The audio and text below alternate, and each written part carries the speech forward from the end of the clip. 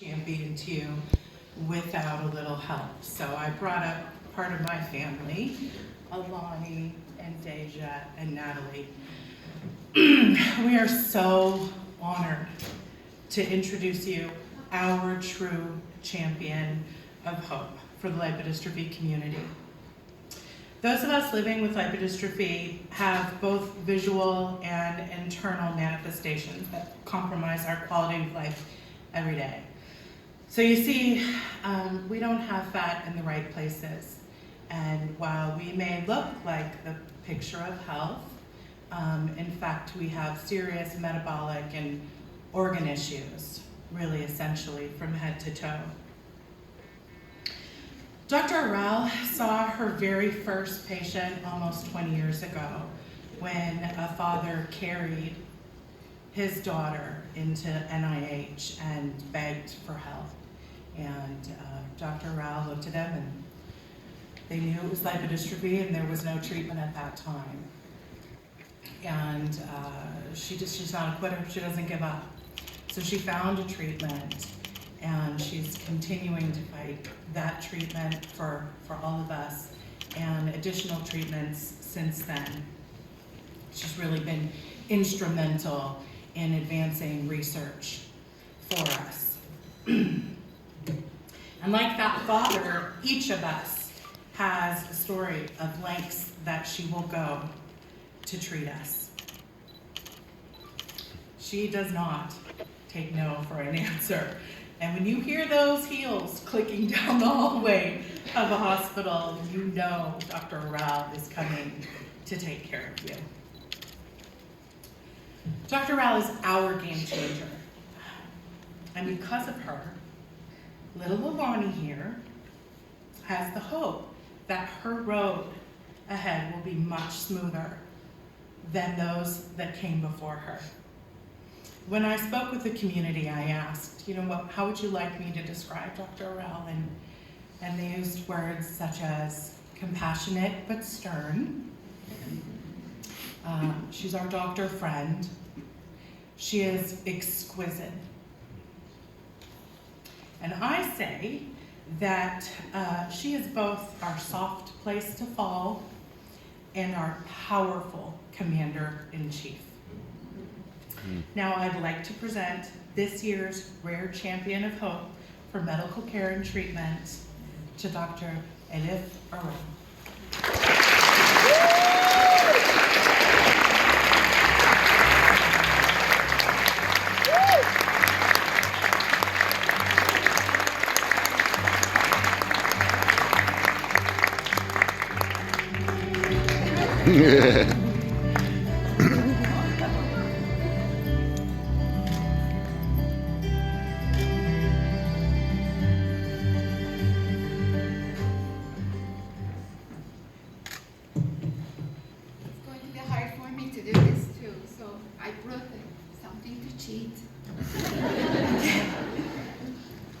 The theme of this symposium is hope.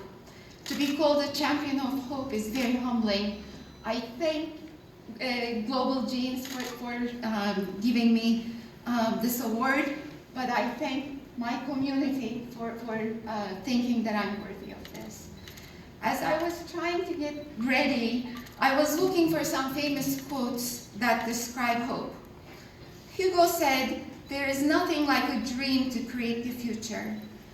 And then the one thing that probably everyone knows is, yes, we can. You may attribute it to President Obama or Bob the Builder, whoever you want. but it's certainly something that resonates hope. Hope is the belief that things will improve for the better. It is an inherent natural light that paves the way on our journey for which there is no final destination, really. I'm not the champion of hope, really. It's all of you, all of the patients here, all the families who are the champion of hope. They are the ones that deal with the difficulties of their condition day in and day out.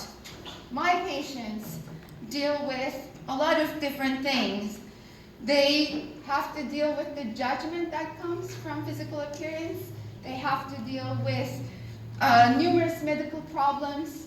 They have medication lists that reach dozens, and they have an insatiable appetite that they have to fight. But they deal with it with pride and with grace. It's really humbling to see your fight every day. When we started to work on lipodystrophy, we sought to find an answer to a scientific question. But more than that, we were seeking to provide care for our sickest patients at the time. I was about 27 when my first patient that you just described. And to be a postdoc and to be able to give an investigational drug to a very sick patient and to have seen a magical change within weeks was amazing. It was a miracle in the making. And I'm going to seek that moment again and again, and that's what keeps me going. And that's why we're now looking for the answers for our patients with for partial lipodystrophy as well. Maybe it will not be one drug, it will probably be numerous drugs, but we will not stop until we account for everyone. And as complicated as that task is before us, yes, we can, and we will. I want to end by thanking all of you, my patients, the wonderful larger community of lipodystrophy. They hug me with their love every day. I have a large medical team that work with me and that has supported me up to this point. And they have to deal with my ever-fleeting, changing priorities, which does happen, you know, when you look at a heterogeneous disease. I have wonderful colleagues who share the joy. They're both scientific colleagues, but I have wonderful colleagues from pharmaceutical companies who helped and who really supported our desire to find hope for our patients.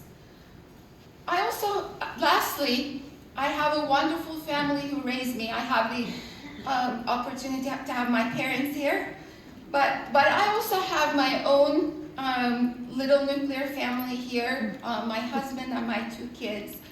They do believe in the value of this work, and luckily they are riding with me on this journey to the not so clear final destination. So, thank you all.